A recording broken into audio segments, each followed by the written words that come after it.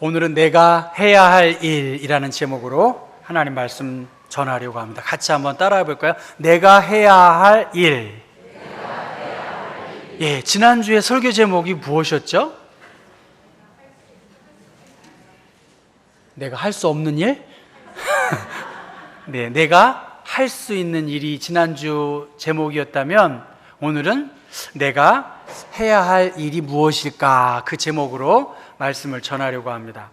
어느 수도원 원장이 제자 중에 한 사람만을 특별히 편애한다는, 그래서 다른 제자들로부터 원성이 자자했었습니다.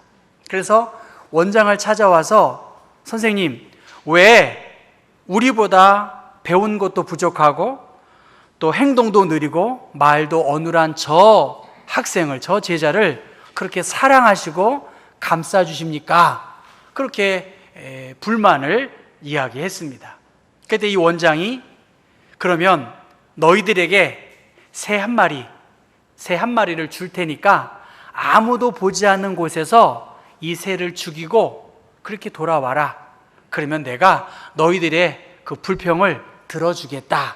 그렇게 이야기했습니다. 모든 제자들이 선생님의 말씀처럼 손에 이 움켜진 이 새를 해치우고 이제 수도원 원장에게 갔습니다. 그런데 다 모인 저녁에 어디선가 이 새소리가 들리는 거예요. 새소리가 들렸는데 그 새는 수도원 원장이 편애하는 그 제자의 손에 이 새를 죽이지 못하고 새가 이렇게 우는 그 소리가 들린 것입니다.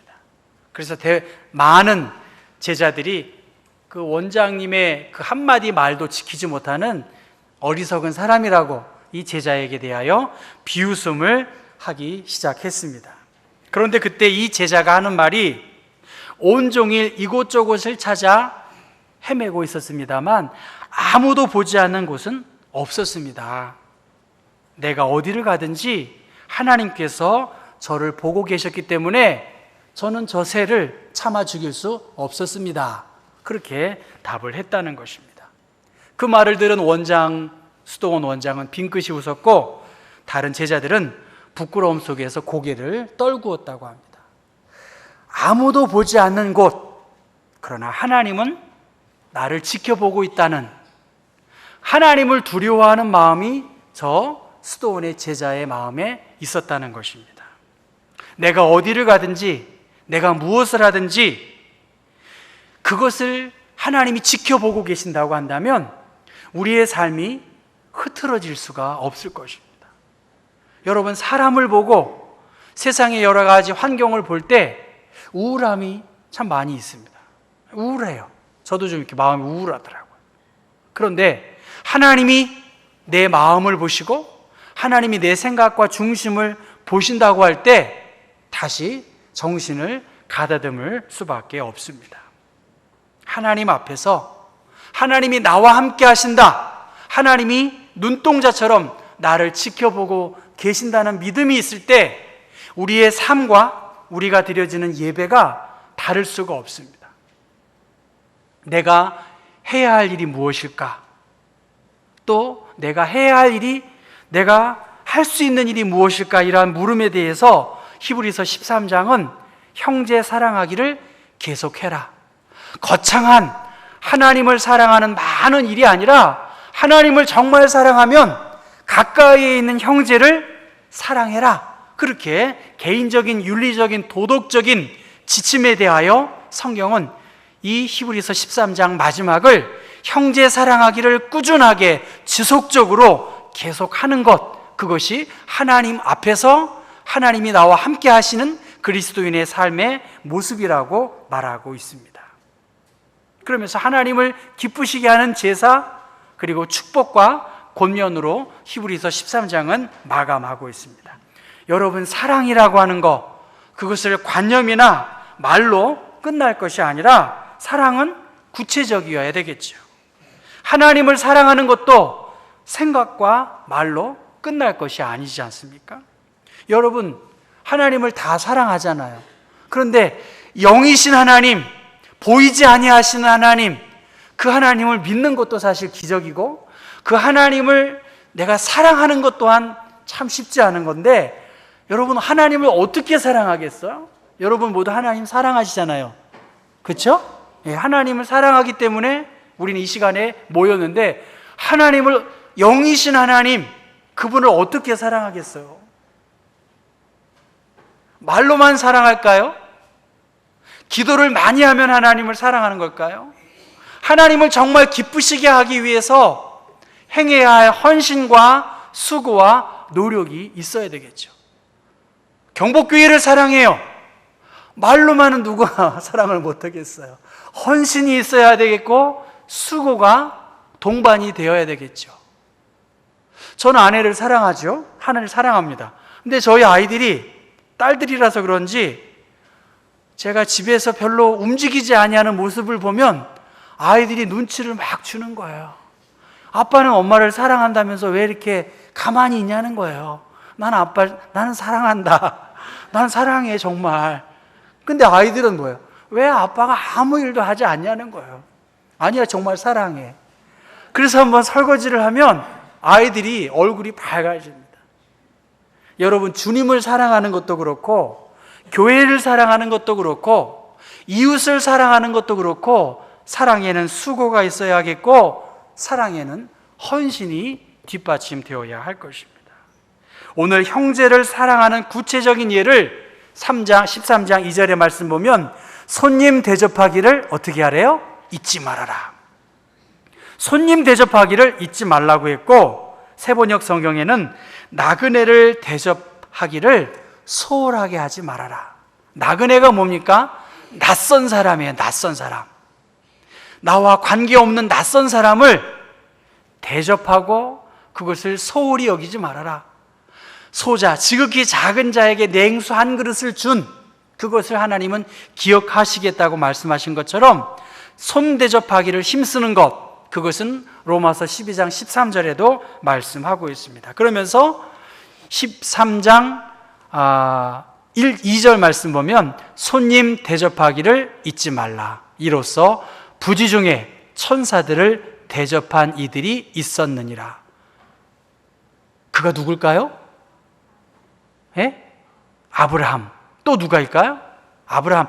그들이니까 두 명이 있잖아요. 복수잖아요. 아브라함과 롯입니다.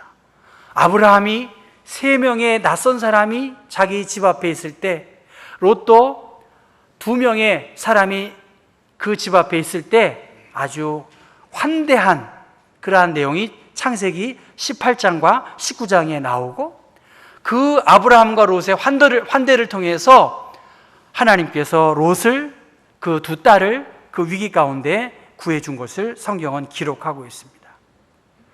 내가 해야 할 일, 낯선 사람들에게 대하여 사랑을 베푸는 것, 그것이라고 말씀하시면서 우리 3절 말씀 같이 한번 읽어보겠습니다. 너희도 함께 갇힌 것 같이 갇힌 자를 생각하고, 너희도 몸을 가졌은 즉 학대받는 자를 생각하라.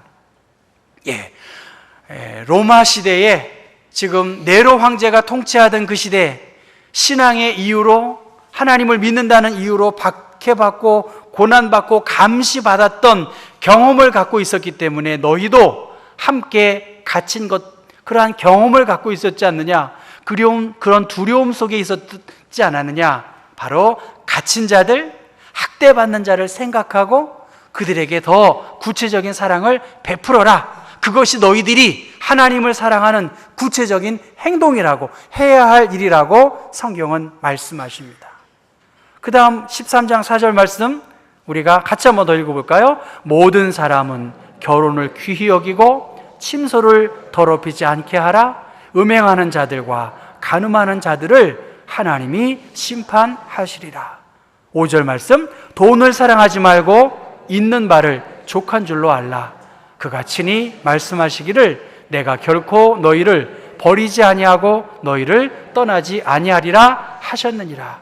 여러분, 부부 생활, 하나님을 믿고 아내를 사랑하고 남편을 사랑하는데 어떻게 그가 육체적으로 부끄러운 일을 할 수 있겠냐는 거예요. 하나님을 믿는 사람으로서 돈을 사랑한다는 것은 돈에 대하여 지극히 집착과 욕심을 부리는 그러한 일들을 하는 것을 하나님은 경계하고 있습니다. 그래서 형제 사랑하는 것, 그리고 손님 대접하고 어려움 당하는 사람들에 대하여 어떻게 살아야 할지를 바로 하나님을 사랑하는 것처럼 이웃을 사랑하는 것은 또 다른 신앙의 고백이고, 예수님께서 육체의 몸을 입고 이 땅에 오셨기 때문에 우리가 당하고 있는 모든 힘들고 어려운 일들을 공감하시기 때문에 주님처럼 아무런 조건과 이유를 달지 아니하고 우리를 사랑하셨기 때문에 형제를 사랑하고 손님 대접하기를 잊지 않고 갇힌 자와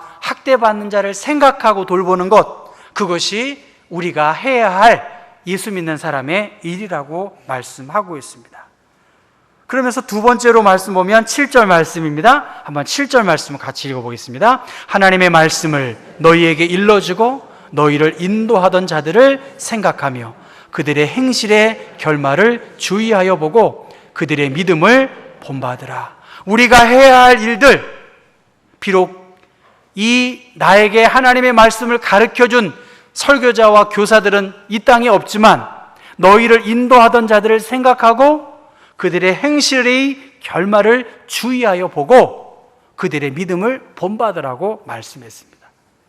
비록 지금은 이 세상에 없어요. 그러나 나에게 하나님의 말씀을 가르쳐줬고 믿음으로 살아간 그 아름다운 신앙의 흔적을 남긴 사람들을, 그들의 결말을 주의하여 보고 그들의 믿음을 본받으라고 그렇게 말씀하셨습니다. 자세하게 보라는 거예요. 멀리 볼 것이 아니라 히브리서 11장에 나온 믿음의 사람들 뿐만이 아니라 이 경복교회를 거쳐간 수많은 기도의 어머니들, 아버지들을 곰곰이 생각해보고 그들의 결말이 어떠했는지, 얼마나 아름다웠는지를 보고 믿음을 본받으라는 거예요. 그들은 비록 이 세상에 없지만 여기서 본받으라는 것은 아주 현재의 명령이에요. 그리고 능동적으로 그들의 말씀과 그들의 삶이 어떠했는지를 보고 그들을 본받으라고 그렇게 말씀하고 있습니다. 과거의 지도자들을 본받고 17절과 17절부터 19절의 말씀 보면 너희를 인도하는 자들에게 순종하고 복종하라. 과거와 현재의 모든 그러한 말씀을 가르치는 교사들에게 순종하라고 말씀하고 있습니다. 여러분, 지도자들의 가르침만 본받을 것이 아니라 그들의 삶의 결말이 어떠한지를 잘 보고 너희들도 그렇게 하라고 말씀하고 있습니다. 여러분, 백사겸이라고 하는 분이 있는데 이분은 1860년에 평안남도 평원이라는 지역에서 평범한 농부의 아들로 백사겸이라는 사람이 태어났다고 합니다. 2살 때 아버지를 잃었고 9살 때 눈병으로 인해서 앞을 보지 못하게 되었다고 합니다. 몇 해가 되지 않아서 그의 어머니도 세상을 떠나게 되었습니다. 그래서 형과 단 둘이 남아서 거지 생활을 할 수밖에 없는 그 처지에 처한 것이 백사겸의 현실입니다. 1860년대 당시에는 앞을 보지 못하는 그들 중에 10명 중에 8명은 점을 치는 이 복술업에 종사했다고 합니다. 형손에 이끌려서 4년 동안 점치는 기술을 배웠고, 그래서 저는 이 죽창이라는 이 산통이라는 걸 잘 모르겠는데 어떻든 이 대나무통 같은 통에다가 여러 가지 것들을 이렇게 뽑아가지고 점을 보는 그런 일이 바로 산통이라고 하나 봅니다. 15살부터 백사겸은 대동강 주변을 오고 가면서 이 점을 봐줬는데 너무나 점을 잘 봐가지고요, 돈을 굉장히 많이 벌었다고 합니다. 그래서 근심중에 있는 사람들을 유혹해서 점을 보게 되었고 굉장한 부를 누리게 되었는데 1897년 1월 12일 날 김재옥이라고 하는 사람을 통해서 매서인이라고 하는데 성경 쪽복음을 파는 그 전도자가 건네준 이 전도지를 받게 되었다고 합니다. 여러분, 점치는 사람이 전도지를 받기가 어렵지 않습니까? 그런데 그 전도자의 체면을 생각해서 그것을 받게 되었는데, 자기가 이 전도지를 받았을 때 독한벌레가 손에 닿는 듯한 섬뜩한 마음을 그가 느끼게 되었다고 합니다. 그런데 그날부터 이 백사겸은 환상을 보았는데, 나는 예수다, 내가 주는 이 산통은 의의 산통이니 받아 가져라, 이 산통은 의의 산통이니까 이걸 받아 가져야 된다, 이런 것을 음성을 듣고 꿈에도 계속 그 말씀이 들리기 시작했다는 것입니다. 그래서 그의 아내에게 그 전도 용지를 한번 읽어달라고 그렇게 했더니, 그 전도 내용을 읽는데 꿈속에서 예수님이 말씀하신 것과 똑같은 내용이 이 전도지에 기록되었다는 것입니다. 그날부로 그는 점치는 일을 그만두고 자기가 한 일들은 술수와 사람들을 기만하는 일임을 고백하고, 그동안 번 돈 3,000냥 그리고 자신의 전 재산을 가난한 사람들에게 나누어 주고, 그의 부인에게 우리 앞으로 이혼하자, 내가 이제 거지가 될 테니까 당신도 새로운 길을 찾아야 되지 않겠느냐, 그렇게 이혼하기를 그렇게 요청했다는 것이에요. 그런데 다행히도 이 부인이 남편의 지팡이 역할을 하면서 곳곳에 가서 복음을 증거하고, 이 교회, 이 백정들을 전도하는 이 고향에 있는 어느 교회에 이제 선교사 밑에서 훈련을 받으면서 이 교회의 유급 전도사로 그렇게 일을 했는데, 이 백사겸 전도사는 하나님의 말씀을 다 외운 거예요. 적어도 제가 한국 교회사 배울 때 이 백사겸이라는 전도사는 신약 성경을 다 외웠다는 거예요. 몇 장 몇 절 하면 그냥 다 그 기억력이 좋아서 하나님의 말씀을 능력 있게 증거했고, 그의 아들은 대학의 영문학 교수로, 그 며느리는 성경을 주석하는 그것을 번역하는 일들로 귀하게 쓰임 받았다고 합니다. 무슨 말입니까? 수많은 믿음의 사람들의 결단, 용기 있는 행동들, 그것은 히브리서 11장뿐만이 아니라 백사겸 전도사뿐만이 아니라 수많은 사람들이 하나님의 말씀을 듣고 믿음의 본이 되었고, 그의 메시지는 오늘 우리에게까지도 이어지고 있는 것을 우리는 볼 수 있습니다.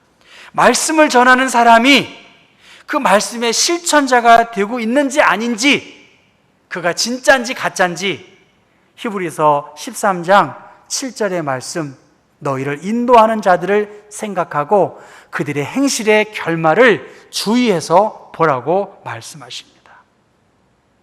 여러분, 우리의 적어도 경복교회 재직 정도 되는 분들은 과연 우리의 행실의 결말이 어떠해야 할지, 내가 믿고 고백하고 가르치고 증언한 것처럼 우리가 그렇게 살아야 되지 않겠느냐. 예수 그리스도는 8절 말씀에 어제나 오늘이나 영원토록 동일하신 분이신데, 시대가 변하고 환경이 변하고 문화가 달라진다 할지라도 예수 그리스도의 인격과 능력, 그의 존재의 행하심들에 대하여는 변함이 없는데, 9절 말씀에 여러 가지 다른 교훈에 끌리고 분열되거나 갈등하거나 거짓 가르침에 대하여 우리의 마음이 현혹되지 말아야 한다는 것입니다. 그 구체적인 예로 유대인들은 음식에 대하여 많은 정결 예식으로 인해서 우상에게 바쳐진 음식은 어떠해야 되는지, 어떤 음식은 먹어야 되는지, 그것이 우리를 거룩하게 하는 것이 아니라 진리이신 하나님께서 우리를 온전케 하시는 하나님이 주시는 그 은사로 인하여 우리가 거룩해지는 것인데, 그러한 음식에 대한 전통과 규칙에 얽매여 혹은 신앙을 움츠려드는 그것에 대하여 매이지 말라고 성경은 말씀하고 있습니다. 여러분, 그들의 믿음을 본받으라. 아름다운 믿음의 삶의 흔적을 기억하고 우리가 살펴보고 본받는 일들을 위해 힘을 다하라고 말씀하십니다. 내가 해야 할 일이 무엇일까? 전 여러분에게 한 주간 숙제, 내가 해야 할 일이 무엇일까? 내가 할 수 있는 일, 내가 해야 할 일, 하나님이 기뻐하시는 일들을 위해서 정말 하나님이 내 인생을 통해서 기뻐하실 일이 무엇일까? 한번 생각해 보셨으면 좋겠습니다. 내가 무엇을 해야, 내가 해야 할 일, 우리는 면류관이라는 면류관이 있어요. 썩지 아니할 면류관은 하나님을 모르는 사람들에게 복음을 증거하는 것, 그러한 자들에게 하나님은 썩지 않을 면류관을 주셨고요. 내 힘으로 어떻게 낯선 사람을 사랑하고 돌볼 수 있겠습니까?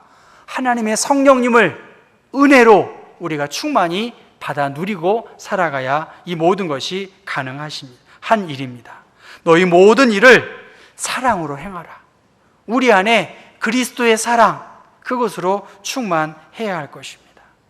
사람들과 세상의 여러 가지 일들을 보면 우리가 만족할 수 없습니다. 나라와 민족을 위해서도 우리가 기도해야 되겠죠.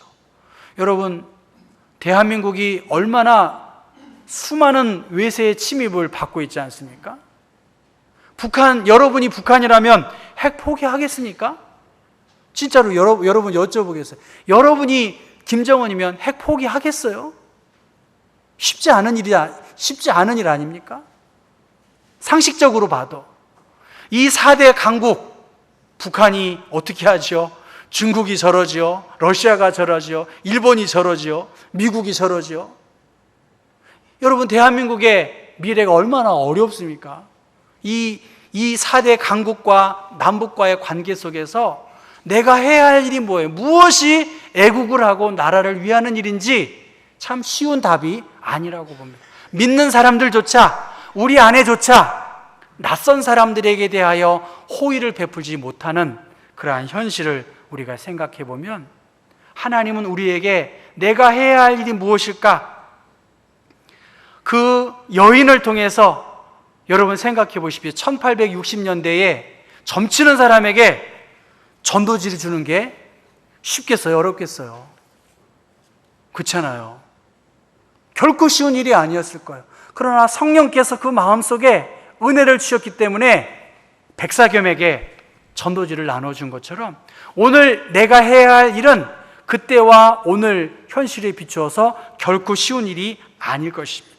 그러나 하나님이 기뻐하시는 일들이라고 한다면, 하나님이 높임 받으시는 일이라고 한다면, 내가 아는 만큼, 내가 믿는 만큼 복음도 증거하고, 내가 아는 만큼 사랑의 수고를 하도록 하나님께서 우리를 초대하셨습니다. 하나님 앞에 여러분 살고 있다는 것, 하나님 앞에 우리가 예배하는 자로 우리가 살아가고 있습니다. 우리의 영원한 대제사장 예수 그리스도는 변함없이 우리를 사랑해 주셨고 우리를 선한 길로 인도하십니다. 하나님 앞에서 더 구체적인 삶의 자리에서 오늘 드려지는 예배 이후에 우리의 삶이 서로 돌아보는 것, 손님 대접하는 것, 그리고 갇힌 자들, 우리의 육신의 건강한 모습들, 윤리적인 행동들까지도 하나님이 지켜보고 계신데 우리의 몸을 함부로 사용할 수 없고, 믿음의 선배들처럼 그들의 믿음을 더 본받고 더 본받아서 하나님 앞에서 주님의 인도함과 보호하심을 힘있는 우리 교우들 되시기를 주님의 이름으로 부탁합니다. 기도하십시다. 거룩하신 주님, 내가 해야 할 일들이 참으로 많습니다. 가까이 하기에 먼 사람들이 많이 있습니다. 그러나 주님이 우리를 조건 없이 사랑해 주셨던 것처럼 성령의 인도하심 힘입어 우리가 복음을 증거할 뿐만이 아니라 교회 공동체 안에서 내가 손 내밀고 마음을 열어야 할 사람들 참으로 많이 있습니다.